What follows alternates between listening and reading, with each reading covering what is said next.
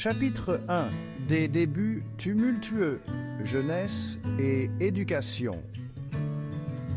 Évariste Ndayishimiye est né en 1968 à Gitega, au Burundi. Il a passé son enfance au milieu des collines verdoyantes et des terres fertiles de cette province du centre du Burundi.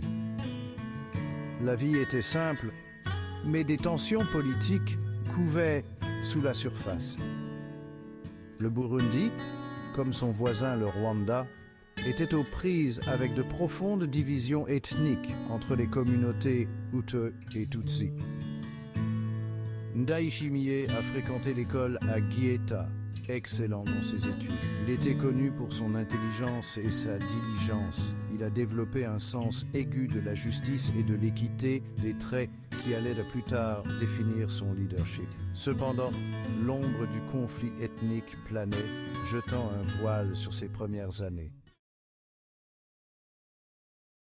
En 1993, alors que Ndayishimiye était étudiant en droit à l'université du Burundi, la tragédie a frappé. L'assassinat du premier président Hutu, démocratiquement élu au Burundi, Melchior Ndadaye, a plongé le pays dans le chaos. La violence ethnique a éclaté, ciblant les communautés Hutu et Tutsi. Ndayishimiye, lui-même Hutu, a échappé de justesse au massacre, fuyant l'université et cherchant refuge à la campagne. Cette expérience a profondément façonné sa vision du monde, lui insufflant une profonde aversion pour la violence et un engagement envers la paix.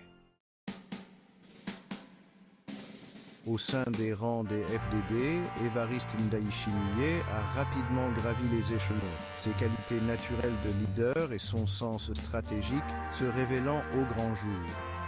Il a participé à de nombreuses opérations, faisant preuve de bravoure et d'une profonde compréhension des tactiques militaires.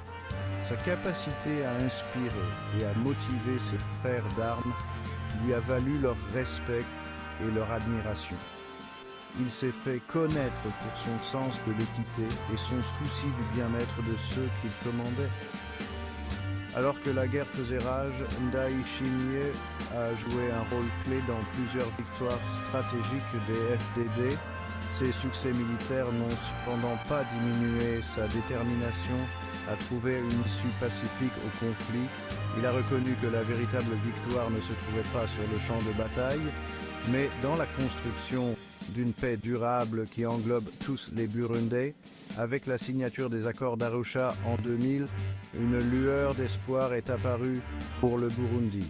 L'accord de paix, négocié par des acteurs régionaux et internationaux, a ouvert la voie à un gouvernement de partage du pouvoir et à l'intégration des anciens groupes rebelles, dont les FDD, dans l'armée nationale.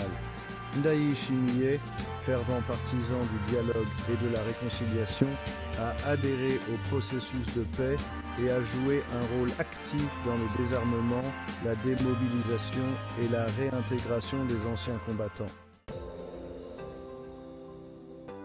Après des années de conflits et de troubles, Évariste Ndayishimiye a endossé le rôle de dirigeant avec une vision de paix. Son mandat a marqué un tournant significatif vers la stabilité et la réconciliation au Burundi. À chaque étape, il s'est efforcé de panser les blessures du passé et de tracer la voie d'une nation unie. Le parcours d'Évariste Ndayishimiye, de figure clé du parti CNDD-FDD à président du Burundi, est tout simplement remarquable.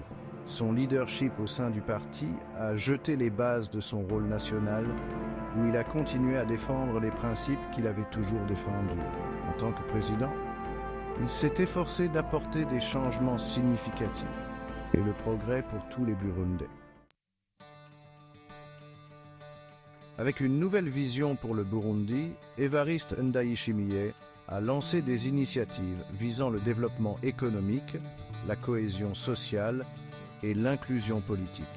Ces politiques étaient axées sur l'amélioration de la qualité de vie de chaque citoyen, en veillant à ce que la croissance du pays soit durable et inclusive.